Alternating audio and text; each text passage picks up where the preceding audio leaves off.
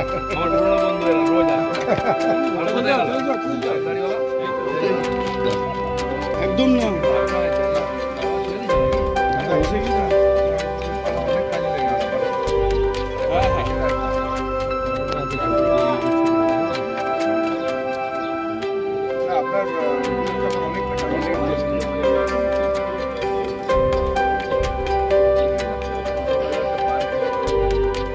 দিলীপদার দ্বিতীয় ইনিংস শুরু করেছে, তার জন্য দিলীপদাকে শুভেচ্ছা জানালাম। দিলীপদার শারীরিকভাবে সুস্থ থাকুক এই কামনা করি। আর দিলীপদার সঙ্গে তো যেহেতু আমাদের ইকো পার্কে নিয়মিত দেখা সাক্ষাৎ হয়, তো দিলীপদাও বললো যে প্র্যাকটিস করতে হবে। আর আমি বললাম দিলীপদা খেলা হবে, বললো হ্যাঁ খেলা তো হবেই, দেখা যাক সামনে দিনে কতটা বড় খেলা হতে পারে। আজকের দিনে কেন শুভেচ্ছা? না, আজকের দিনের জন্য শুভেচ্ছা না, যেহেতু দিলীপদা দ্বিতীয় ইনিংস শুরু করার পরে, অর্থাৎ বিয়ে করার পরে আজকে আমার সঙ্গে প্রথম দেখা হলো বলেই তাকে আমরা শুভেচ্ছা জানালাম। এটা কোনো রাজনৈতিক ব্যাপার নয়। আমরা যেহেতু মর্নিং ওয়ার্ক ইকো পার্কে করি, দিলীপদা নিয়মিত মর্নিং ওয়ার্কে আসে এবং তার জন্যই আমাদের আজকে দিলীপদা যেহেতু দ্বিতীয় ইনিংস শুরু করেছে, তার জন্য আমরা দিলীপদাকে দেখা যাচ্ছে গেঞ্জির মধ্যে খেলা হবে, বেঁচে দাও হঠাৎ করে মর্নিংওয়ার্কে তো এটা গেঞ্জিতে পড়াতে যায় না। না, সেটা কে বলেছে পড়া যায় না?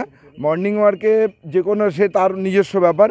আমরা যে ইউনিফর্ম শার্টটা পরে মর্নিং ওয়ার্কটা করি এটা আমরা আজকে বলে নয়, এটা অনেক দিন থেকেই পড়ি এবং বিভিন্ন জায়গায় এটা আমরা শুধু ইকো পার্কে নয়, আমরা নিউটাউন বিধানসভার বিভিন্ন জায়গায় এটা পড়ে আমরা খেলা হবে। আমাদের তো বলাই হচ্ছে যেহেতু খেলাটা এবারে জবরদস্ত হবে, সেই জন্য খেলা হবে ইউনিফর্মটা পরেই আমরা মর্নিং ওয়ার্কটা করি।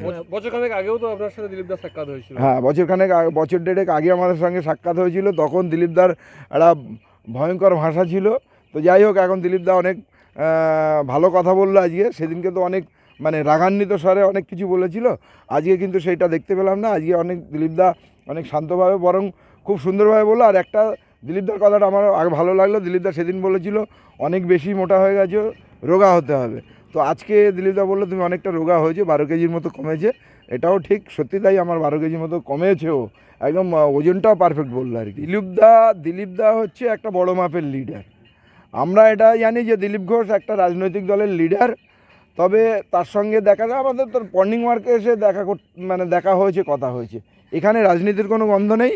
তবে দিলীপদার রাজনৈতিক পরিস্থিতি বর্তমানে যে জায়গায় যাচ্ছে, যে জায়গায় পরিস্থিতি দেখাচ্ছে, যে ভাষায় দিলীপদা বাস্তবটা তুলে ধরছে বিজেপি সম্পর্কে, আমার মনে হয় দীর্ঘদিন বাদে দিলীপদা একদম বর্তমানে রাজনৈতিকভাবে একদম সঠিক কথাগুলো বলছে।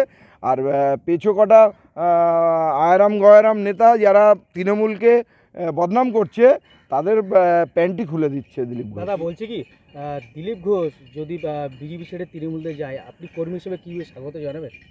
দেখুন, এটা রাজনৈতিক কথাবার্তা, আগে কখন কি হবে সেটা পরের কথা।